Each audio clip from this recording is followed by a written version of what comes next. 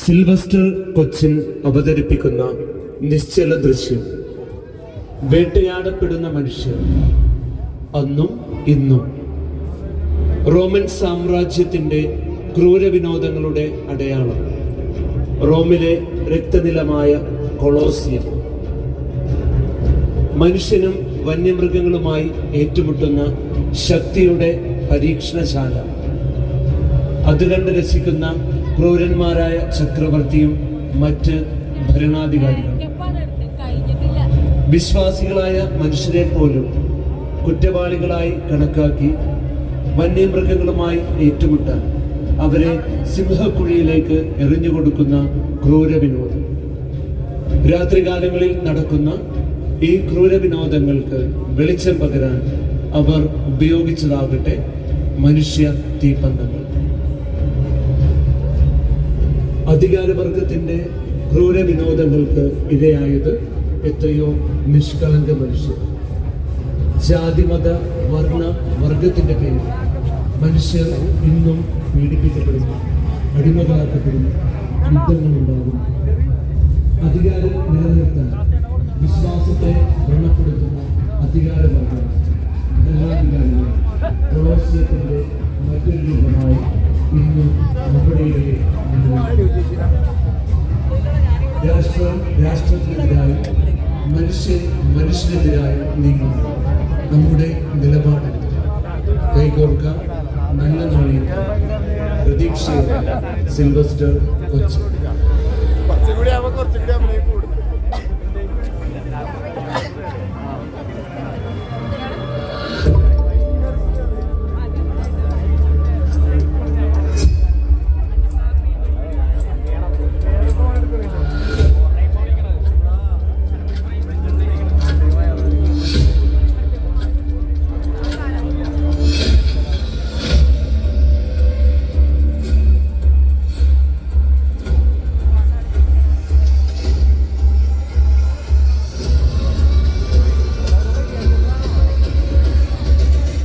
Sylvester Cochin അവതരിപ്പിക്കുന്ന നിശ്ചല ദൃശ്യം.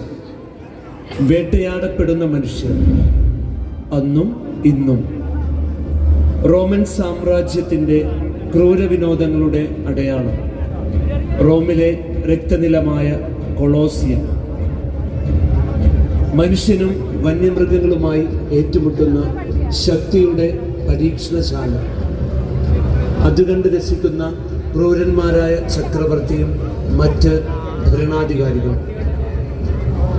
വിശ്വാസികളായ മനുഷ്യരെ പോലും കുറ്റവാളികളായി കണക്കാക്കി വന്യമൃഗങ്ങളുമായി ഏറ്റുമുട്ടാൻ അവരെ സിംഹക്കുഴിയിലേക്ക് എറിഞ്ഞുകൊടുക്കുന്ന ക്രൂരവിനോദം.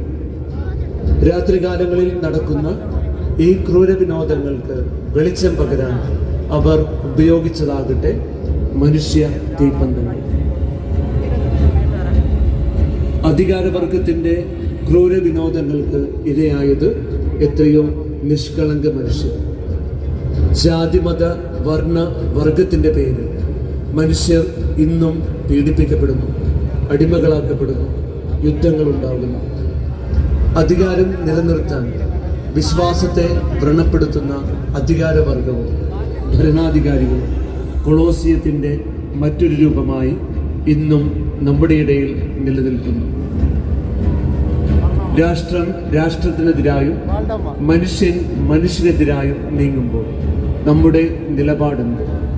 കൈകോർക്കാം, നല്ല നാളേക്കായി പ്രതീക്ഷയോടെ. സിൽവസ്റ്റർ കൊച്ചി.